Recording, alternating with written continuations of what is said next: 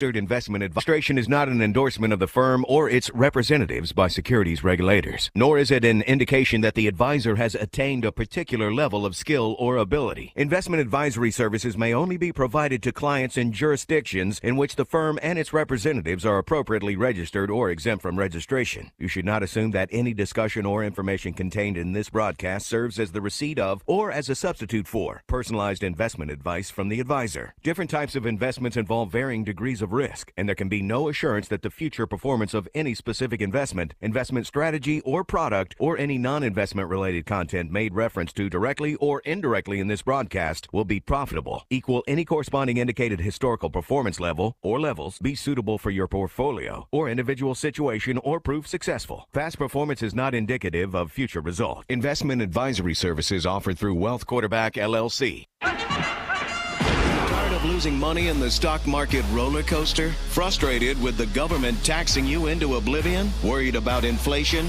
How do you prepare for so many financial uncertainties? Welcome to the show that will help you develop your game plan. The Financial Quarterback with Josh Jelinski. Josh is a noted financial advisor and president of the Jelinski Advisory Group, and he's here to answer your questions. Call into the show at 800-321-0710. 800-321-0710. Now, let's kick off your financial future. Here's Josh Jelinski. Good morning, everyone. Welcome to the Financial Quarterback with your host, Josh Jelinski. My name is Alex, and I hope you all having a wonderful Saturday morning. And to start off the day, taxing wealthy dynasties seen backfiring in states like New York. Up next, we got the Federal Reserve expected to hike rates one more time. What does that mean for you? And next, we got married couples are leaving 401k money on the table. And lastly, we got 3 financial risk areas for consumers to watch ahead of a possible recession. Taxing the dynastic wealth of billionaire families can sometimes backfire, particularly in states like New York that already have income tax rates. And hello, Josh. I hope Alex, thanks for the intro. So, folks, give us a call now, 800-321-0710. If you have questions on stocks, bonds, annuities, mutual funds, we are live taking your calls on All Matters Financial at 800-321-0710. If you have questions on stocks, bonds, annuities. We're talking about billionaire families, particularly in states like New York that already have high income tax rates. Estate taxes prompt many super rich residents to move to states without estate taxes, especially as they get older. However, because most billionaires stick around, the majority of states can impose an estate tax and still bring in more revenue than they lose. This from Financial Advisor magazine, taxing wealthy dynasties seen backfiring in states like New York. The study published in May of the American Economic Journal, economic policy offers ammunition to both sides of a policy battle raging in capitals across the U.S. controlled by Democrats, having been raising taxes on the wealthy, arguing that it spreads wealth and funds like education that boost growth and innovation over the long term. Those run by Republicans, that is not true. We've had that in New Jersey for years. Those run by Republicans have been cutting levies on the rich, betting that the low tax rates attract people, businesses, and investment. That's why Florida, Texas, Tennessee are all booming, all states with no state income tax. The findings suggest that estate taxes don't pay off everywhere, particularly in Democratic-led states with above average income tax rates. For traditionally run Republican states with low or no income taxes on the wealthy, however, there is virtually no cost to adopting an estate tax. What we're saying is you can either be progressive on income tax or be progressive on adopting an estate tax, but if you do both, it's going to backfire, says Moretti, an economics professor at UCal Berkeley, who's drinking his own Kool-Aid. And, it's not really accurate. New Jersey did away with the estate tax. A few years ago, they're still losing people. Why? The income tax is too high. No, I think you could have a 3 or 4% income tax rate like Pennsylvania does and still retain a lot of your wealthy residents. So not an abolition. You don't need to have 0% income tax. You need to have zero estate tax. And I would say a 3 to 5% income tax. You're probably not going to lose a lot of people. The duo analyzed the behavior of hundreds of billionaires after 2001, when a change in U.S. law made state-imposed estate taxes more costly by repealing a federal credit. You used to get a credit on your taxes. So give us a call now, folks, 800-321-0710. The researchers then tried to measure the direct effects of migration of billionaires on income and estate tax levies. And most of the states with an estate tax place a 16% levy on large fortunes at death, on top of the 40% federal gift and estate tax. Advisors to the super wealthy have come up with a variety of ways to legally avoid the tax. However, Moretti and Wilson calculate that by using techniques and loopholes, the estates of the wealthy end up paying only about half of the statutory rate. The new study is a very careful analysis, said Cornell University sociology professor Cristobal Young, one of the only other researchers who has studied the effects of taxes on the migration of the wealthy in the U.S. But its conclusions don't fit into a simple narrative. Washington is winning. Of the dozens of states with an estate tax, the most cost-effective is Washington of all places, which created one in 2005 with the highest rate in the nation, 20%. Even if it prompts some billionaires to move away, Washington wouldn't lose much revenue because the state has no tax on regular income. So they got a lot of millionaires and billionaires from California who like the West Coast. Taxing the wealth of remaining billionaires would more than make up for any revenue lost. Other states without income taxes, like Florida and Texas, could nab the same windfall if they were to impose an estate tax, the authors found. The calculus changes when income tax rates on the wealthy reach California levels or New Jersey levels. The Golden State's 13.3% rate on millionaires is the highest in the U.S., but it has no estate tax. Moretti and Wilson estimate that imposing one would backfire spectacularly, prompting billionaires to flee and take years of future income tax bills with them.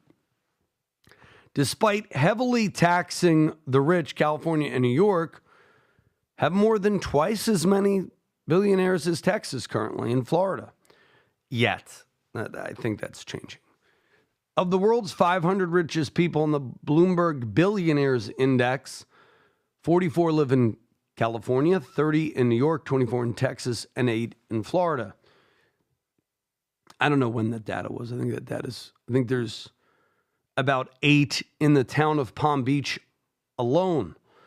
New York's estate tax used to bring in more revenue than it lost, the study finds, but its analysis ends in 2017. Since then, lawmakers have boosted taxes on the wealthy. So what do you think? Should New York lower their estate tax, lower their income tax? What about New Jersey? What about California, Texas? In 2021, the state's top rate on income of more than $25 million jumped to 10.9%.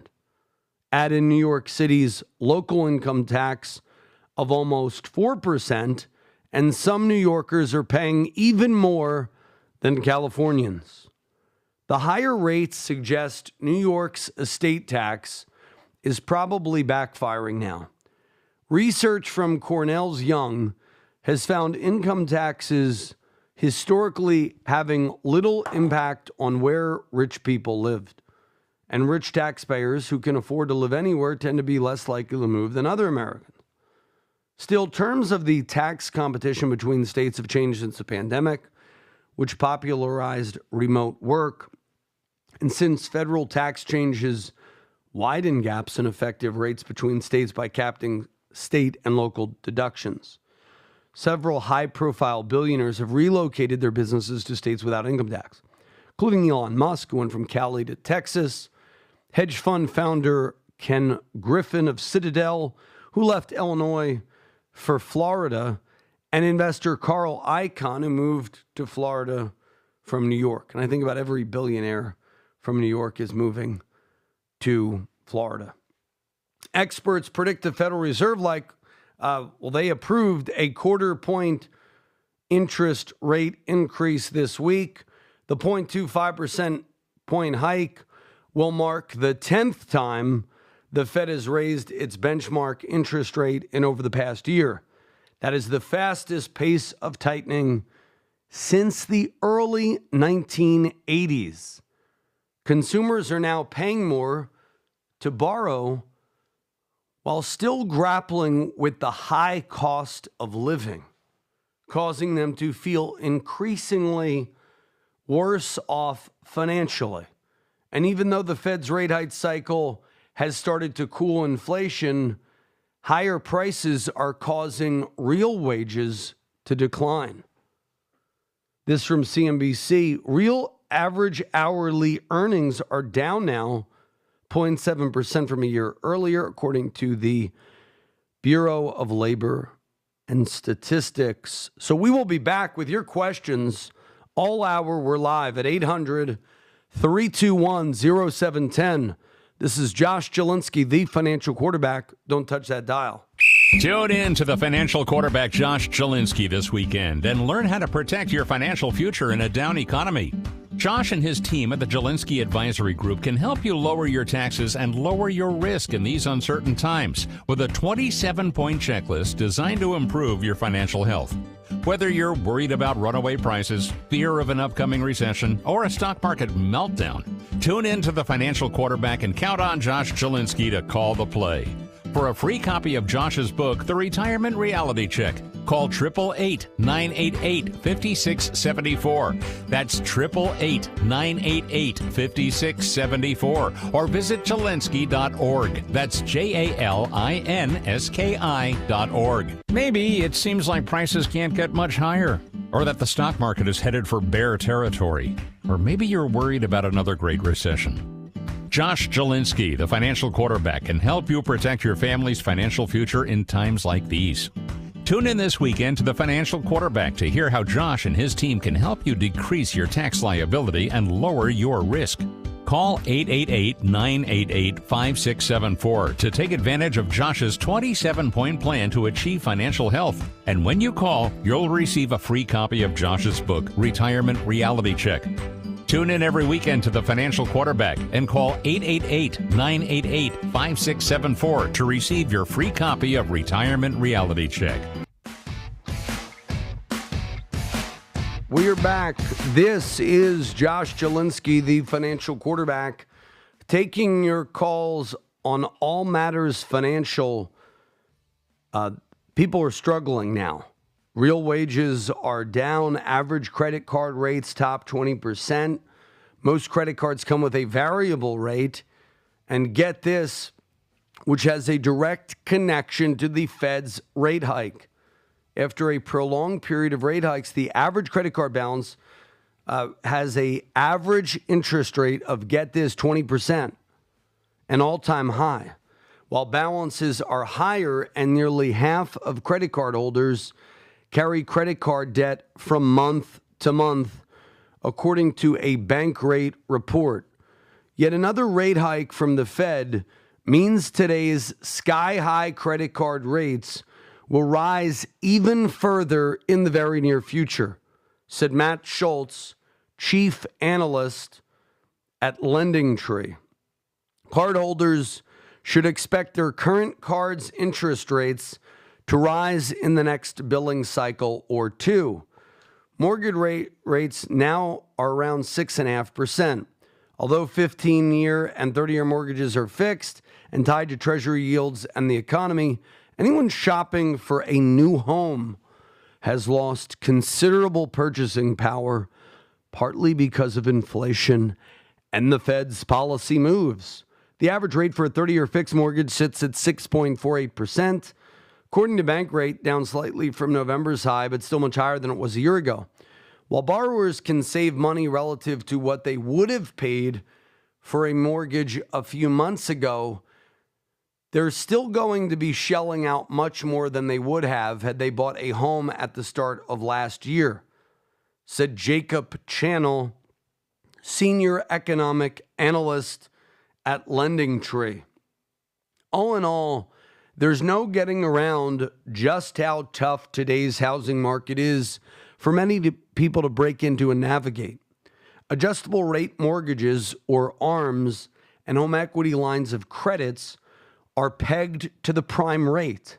As the federal fund rates rise, the prime rate does as well, and these follow suits. Most ARMs adjust once a year, but a HELOC adjusts right away. Already, the average rate for a HELOC, a home equity line of credit, is 7.99%. Auto rates are now more than 6.5%. Even though auto loans are fixed, payments are getting bigger because the price for all cars is rising along with the interest rates on new loans. The average rate on a 5-year new car loan is now 6.58%, according to Bank Rate. Keeping up with the higher cost has become a challenge, researchers show, with more borrowers falling behind on their monthly payments. Is that you? I'd love to hear from you at 800-321-0710 if you have questions on stocks, bonds, annuities, mutual funds, whatever question you have. No question is a dumb one except the one that you do not ask. So we're live. I'm the Financial Quarterback, live every Saturday and Sunday at 9 on WOR, also on YouTube at the subscribe button. Follow us on Clubhouse. Federal student loans are near 5%, a little lower. I just checked one of my cash value insurance policies. The loan is 4.4%, which is better than other things.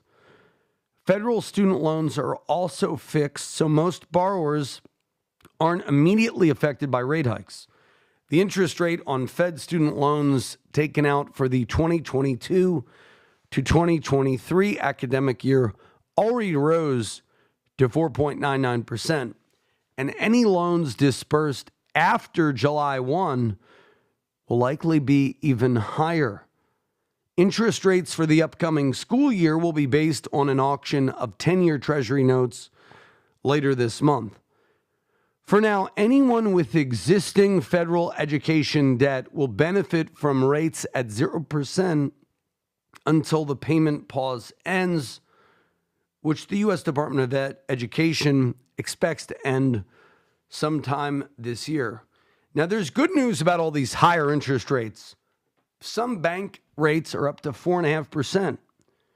So, for example, we do business with Fidelity, Schwab, Interactive Brokers for your brokerage account needs, for your IRA fiduciary needs, and one of their flagship money markets up to 4.5-ish%. I'm thinking rising now. While the Fed has no direct influence on deposit rates, the yields tend to be correlated to changes in the target Fed funds rate. Savings account rates at some of the largest retail banks, which were near rock bottom during most of the pandemic, are currently up to 0.39%. So if you're still stuck at 0.39% on your bank account, what are you smoking? You could get 4.5% on many of your cash accounts. Call us today, 888-988-JOSH. Right now, I'll show you how to do it. How to go from 0.39 to 4.5 review. Rates are subject to change. Yeah, I mean, that's the thing. Money markets could go down if Fed starts dropping rates, but right now they're up. Thanks in part to lower overhead expenses, top-yielding online savings accounts are reaching as high as 4.5% according to Bankrate. However, if this is the Fed's last increase for a while, then deposit rate hikes are likely to slow or even end, said Ken Tuman, founder of depositaccounts.com. But it's not too late, said Greg McBride of Bankrate. We may not see much more in the way of improvement, but there's still a substantial advantage to switching to an HYSA. There's no advantage to staying where you are if you haven't benefited from rising rates. A significant share of couples are not effectively coordinating their contributions to workplace retirement plans, robbing the average household of more than 10% of their total potential annual contributions, new research finds. So basically, people aren't paying attention. You're stuck at low savings rates. You're stuck at low interest on your savings. So you need help. Call us during the break, 888-988-JOSH. A significant share of couples are not effectively coordinating their contributions to workplace retirement plans, robbing the average household of more than 10% of their total annual contributions. So this tip is you and your honey should both be in on the money. So let's say you are married and you have both access to a 401k. Are you both taking full advantage of the employer match before saving in the other spouse's plan? So let's say one spouse has a 403b and that doesn't have a match and you're putting 3% in. The other spouse has a match up to 6% and you're also putting 3% in. You take the full 6, and if that's all you have, put it in the one spouse with the match. Or better yet, put 6 in one, 6 in the other. Now, couples need to build more retirement wealth without having to save more. And we can show you how to do that. There is a positive correlation between not optimizing retirement savings and less durable marriages. According to thinkadvisor.com, according to new analysis published by the NEB, the National Bureau of Economic Research, is showing that a variety of factors are driving what they refer to as contribution inefficiency. Some are based on a broader lack of financial literacy among the working population, according to the analysis, but others are more nuanced and behavioral in nature. New paper called The Efficiency in Household Decision-Making, Evidence from the Retirement Savings of U.S. Couples, developed by MIT Sloan School of Management, Taha Chukmani, Lucas Goodman of the Treasury Department, and Cormac O'Day of Yale. According to the authors, roughly a quarter of married couples in which both spouses have retirement plans appear to allocate their individual contributions in a way that fails to optimally exploit the employer match incentives available at the household level.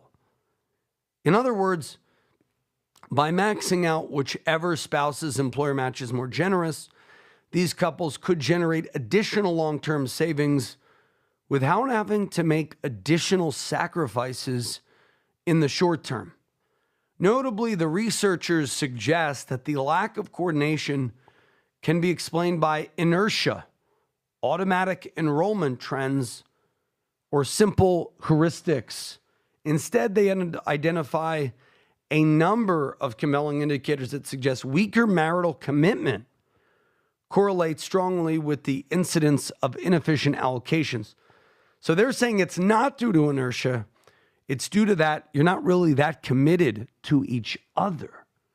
Ultimately, the researchers say their work underscores the complexity of the situation, which is a pretty interesting study. We'll talk more about this. So the researchers are saying the work underscores the complexity of the retirement planning process, showing that both financial and behavioral factors must be considered by advisor professionals while helping clients prepare for life after work. According to the researchers, nearly 2/3 of U.S. civilian workers have access to retirement savings plans, and more than 4/5 of these plans offer matching contributions. Well, we'll talk more about that. But first, we're going to go to Gordon. Go ahead, Gordon. Yes, Josh. Good morning. I'd like to know about if there is any difference in the safety of money invested in a 5-year fixed annuity, for instance, versus money invested in an immediate annuity, which has an option to leave the annuity in, say, 7 to 10 years. Would there be any difference in the safety of money in either of those? No, the safety of the annuity or lack thereof is dependent on the financial strength of the insurer behind it.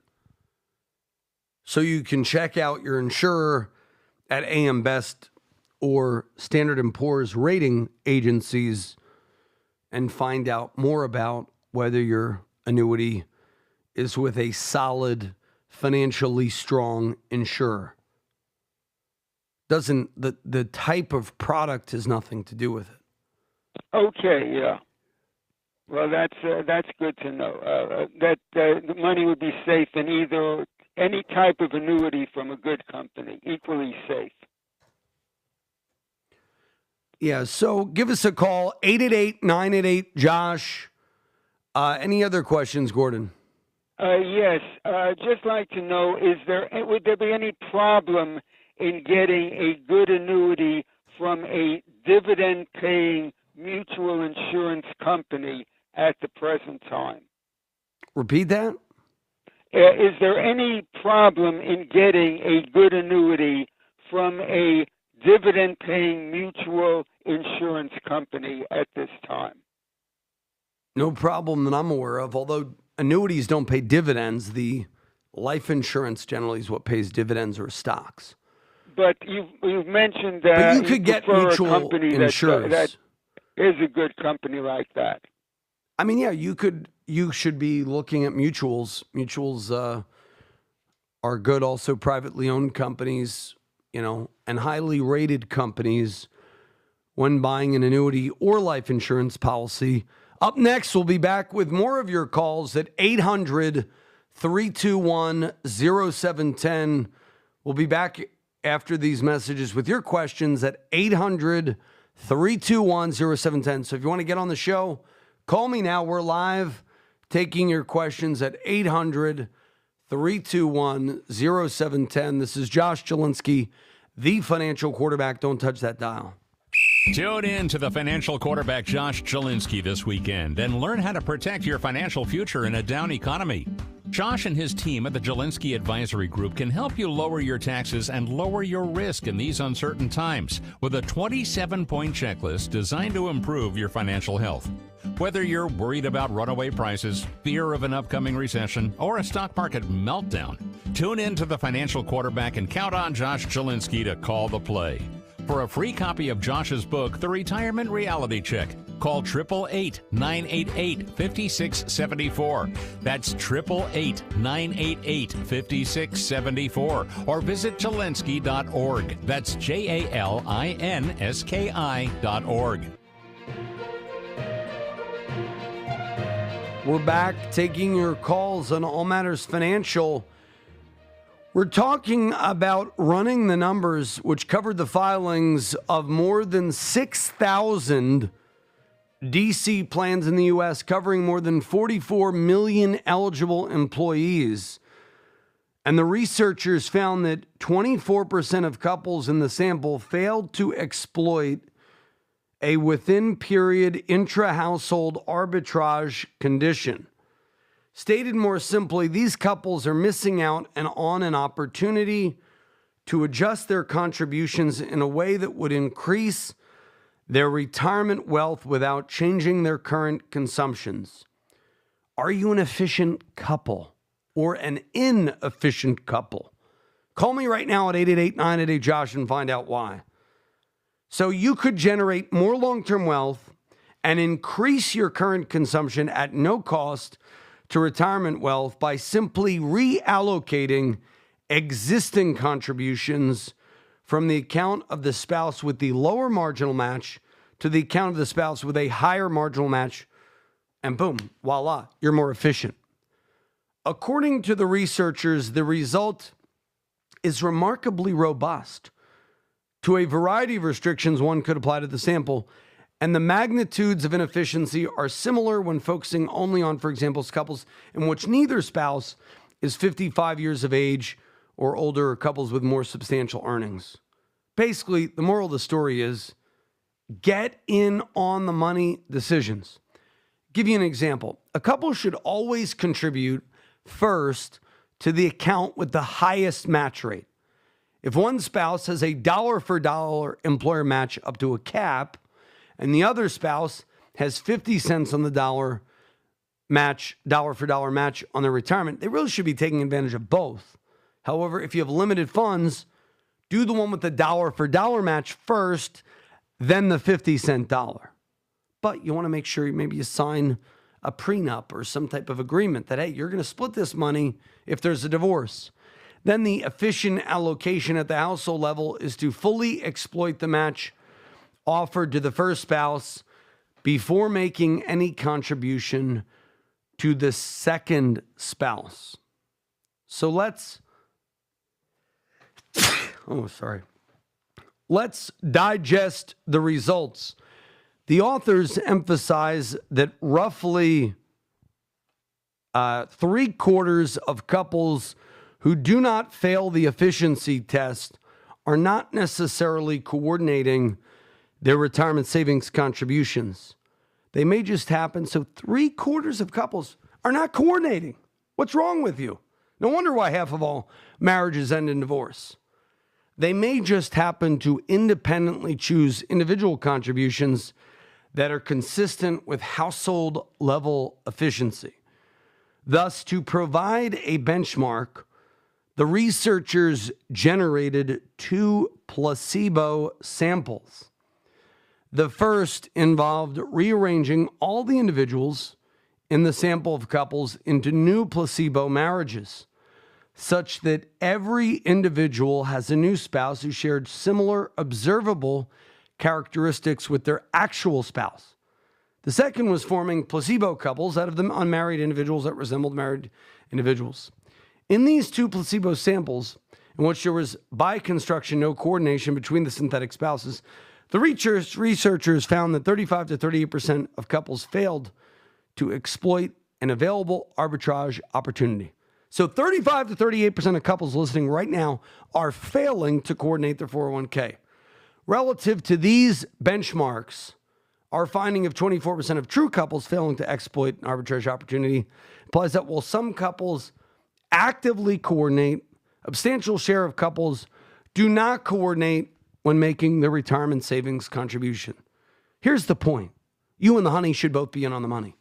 Consistent with this interpretation, the researchers estimate that the incidence of non-coordination drops by 13 percentage points. Researchers interpret these results as suggesting that while the marital contract meaningfully generates coordination over retirement saving for some couples, there is ample evidence that departures from efficiency are widespread. According to the paper, in some cases, the costs of this inefficiency are small, but the mean and median levels of the foregone match for couples who fail to exploit the intra-household arbitrage opportunity, couples are losing $682 and $350 per year, respectively. So $682 on average, $350 median. You're just pissing $682 away if you're not coordinating the match on your 401k.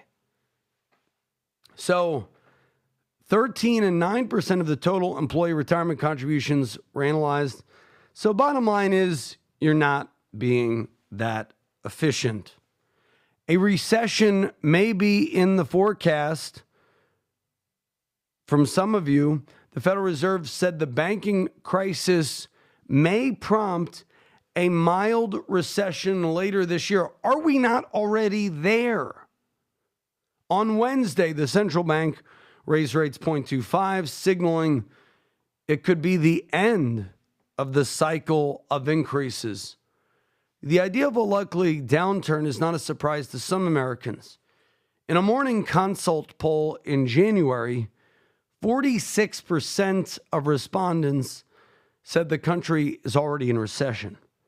25% said they expect a recession in the next year. People see themselves starting to carry a credit card balance where they didn't before. They should get ahead of that danger and talk to their lender in advance. Don't wait until you miss a payment. It's much easier to work with a lender before missing a payment rather than after.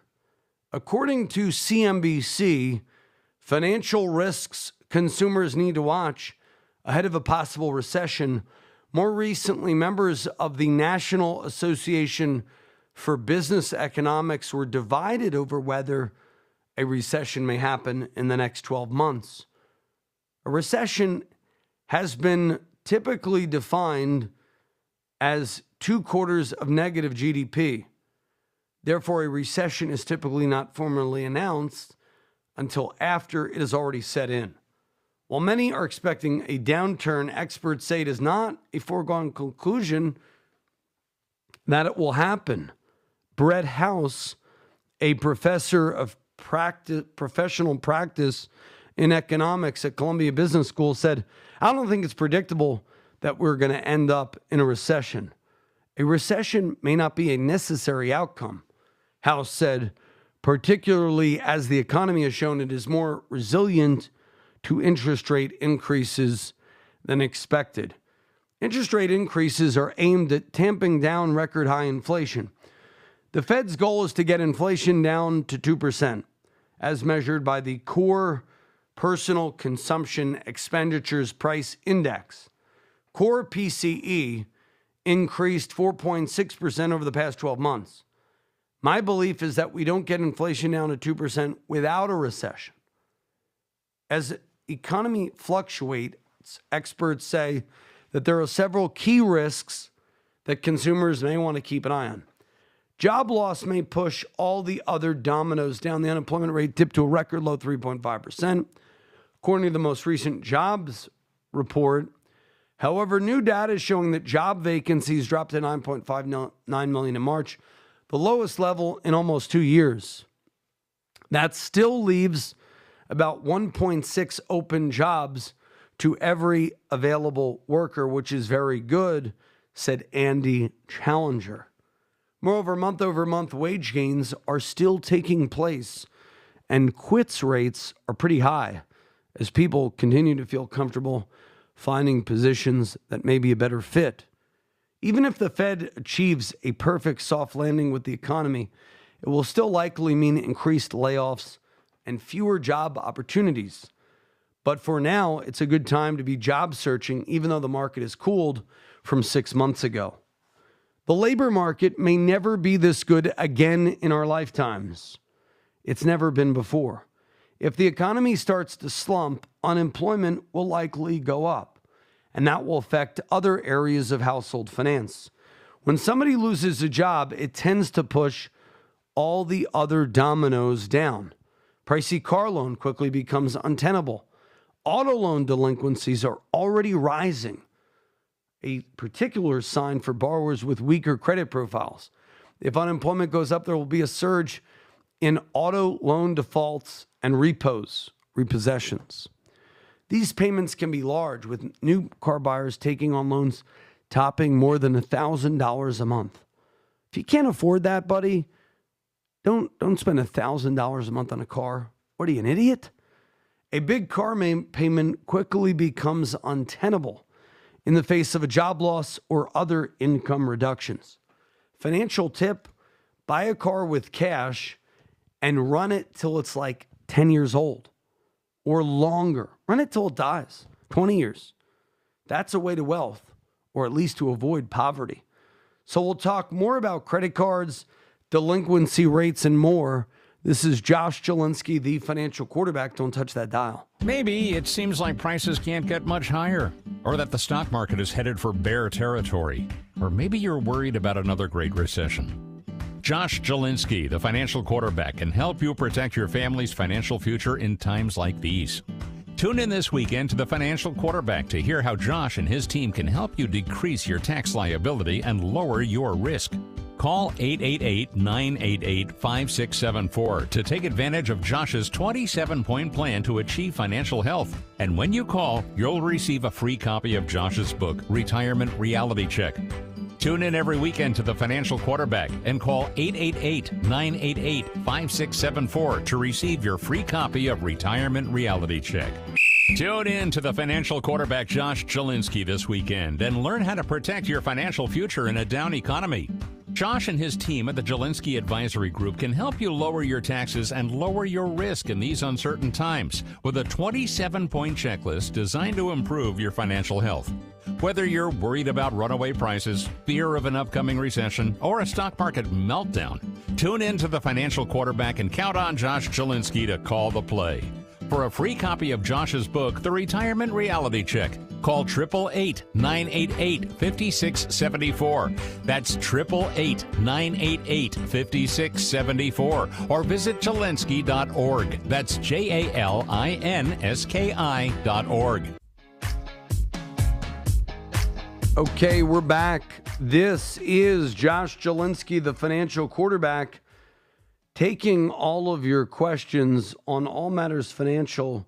So if you have questions on stocks, bonds, annuities, mutual funds, pick up the phone, give us a call now, 800-321-0710. If you have questions on All Matters Financial, I'd love to hear from you.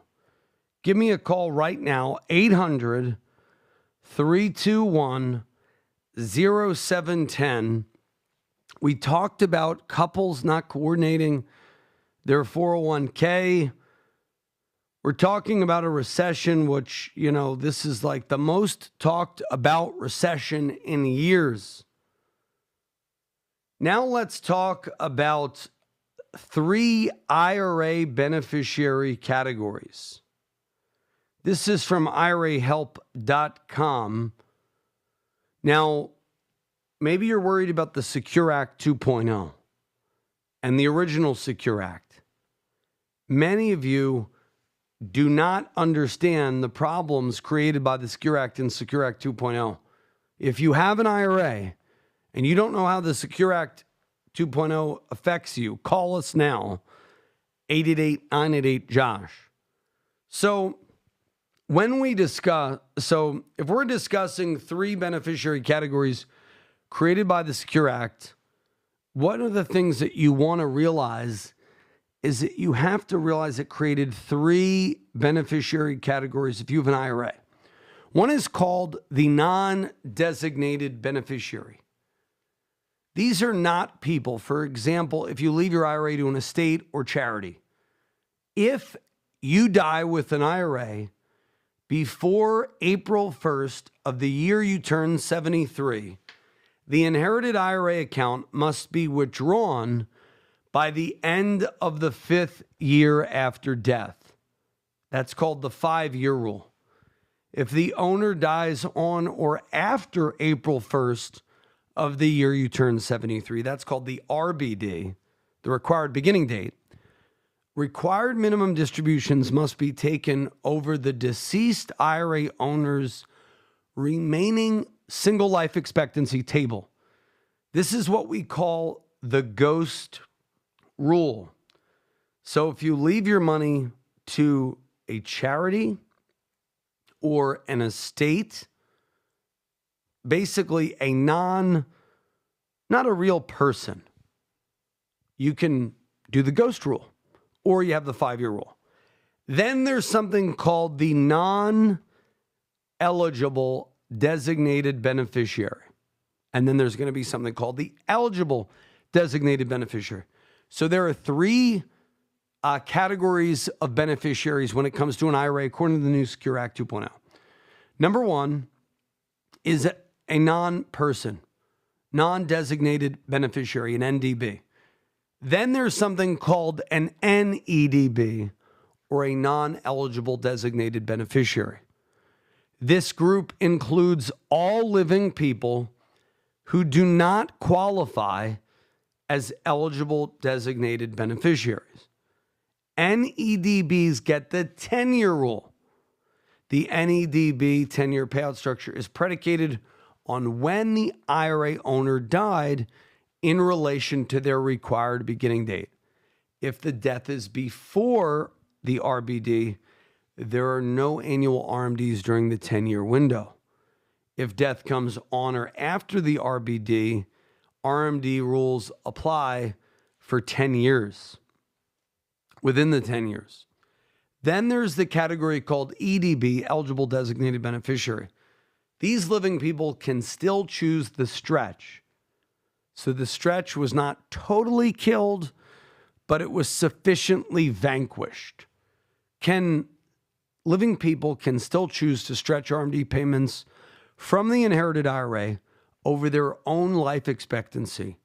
This group includes spouses who are survivors, minor children of the account owner until age 21, disabled individuals, chronically ill individuals, and those not more than 10 years younger than the IRA owner. Now, we're giving you an overview of the beneficiary groups created by the Secure Act because it could be confusing.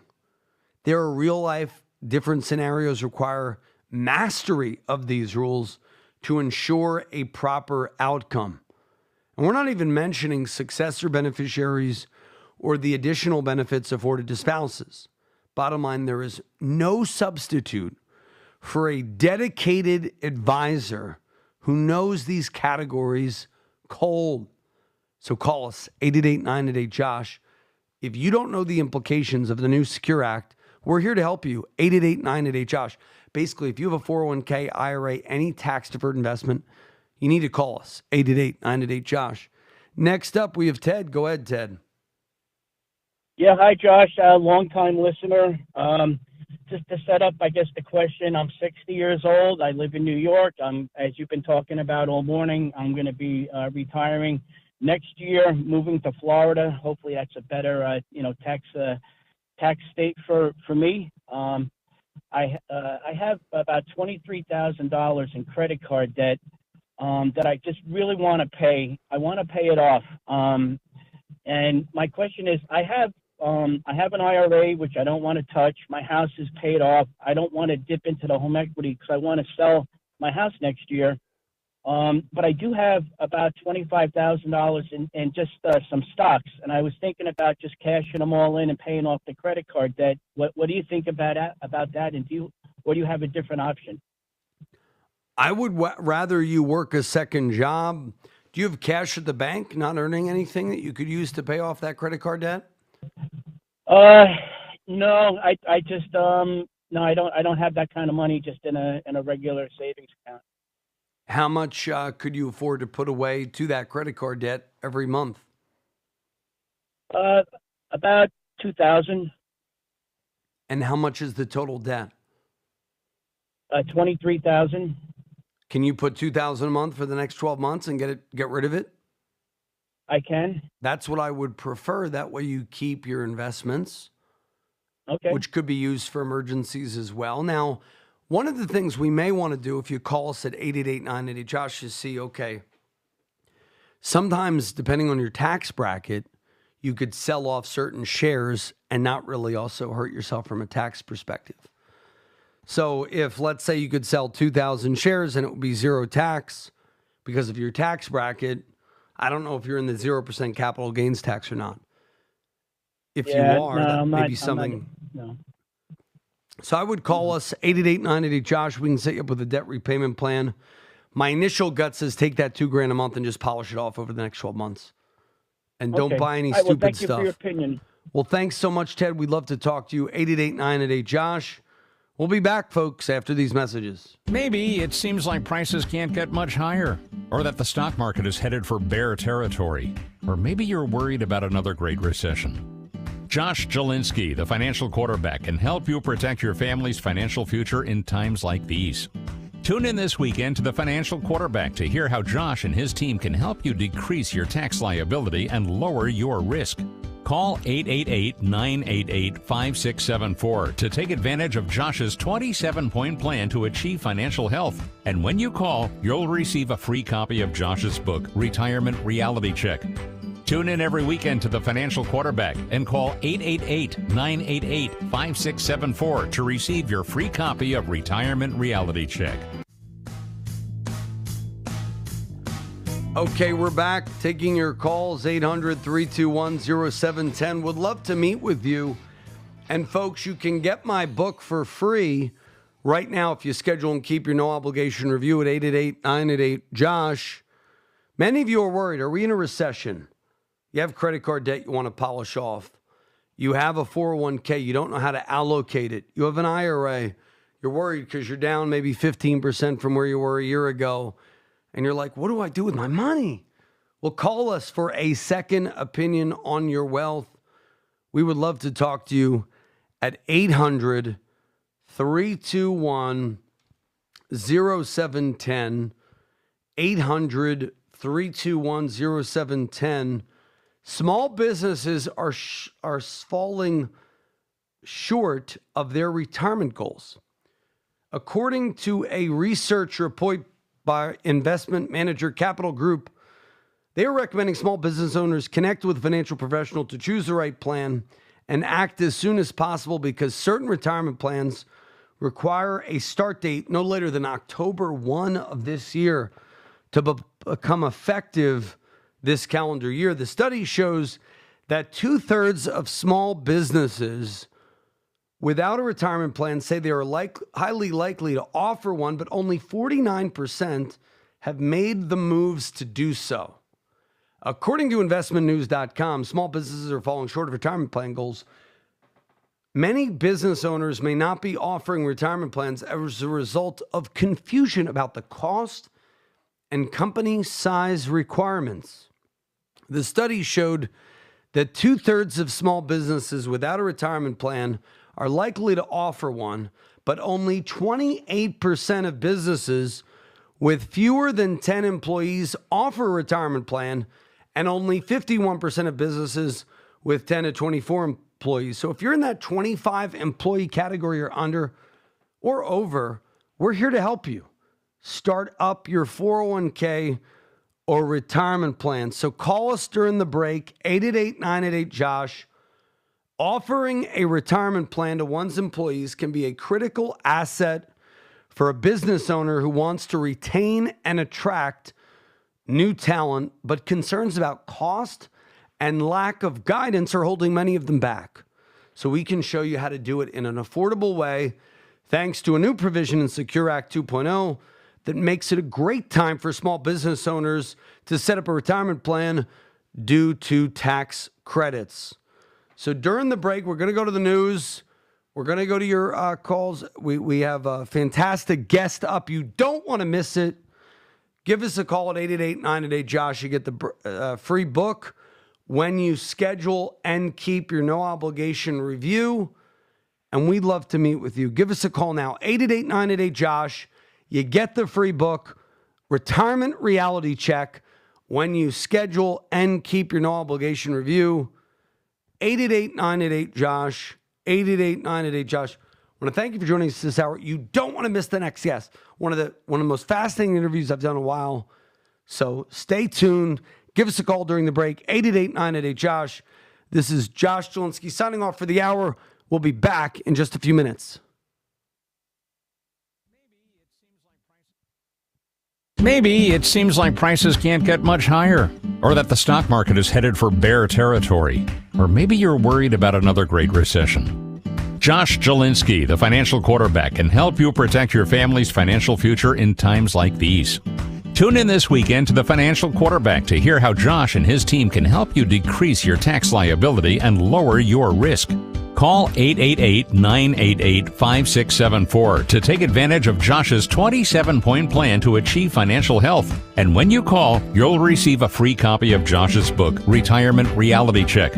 Tune in every weekend to The Financial Quarterback and call 888-988-5674 to receive your free copy of Retirement Reality Check. Tune in to The Financial Quarterback Josh Chilinsky this weekend and learn how to protect your financial future in a down economy. Josh and his team at the Chilinsky Advisory Group can help you lower your taxes and lower your risk in these uncertain times with a 27-point checklist designed to improve your financial health. Whether you're worried about runaway prices, fear of an upcoming recession, or a stock market meltdown, tune in to The Financial Quarterback and count on Josh Chilinsky to call the play. For a free copy of Josh's book, The Retirement Reality Check, call 888-988-5674. That's 888-988-5674. Or visit Chilinsky.org. That's JALINSKI.org.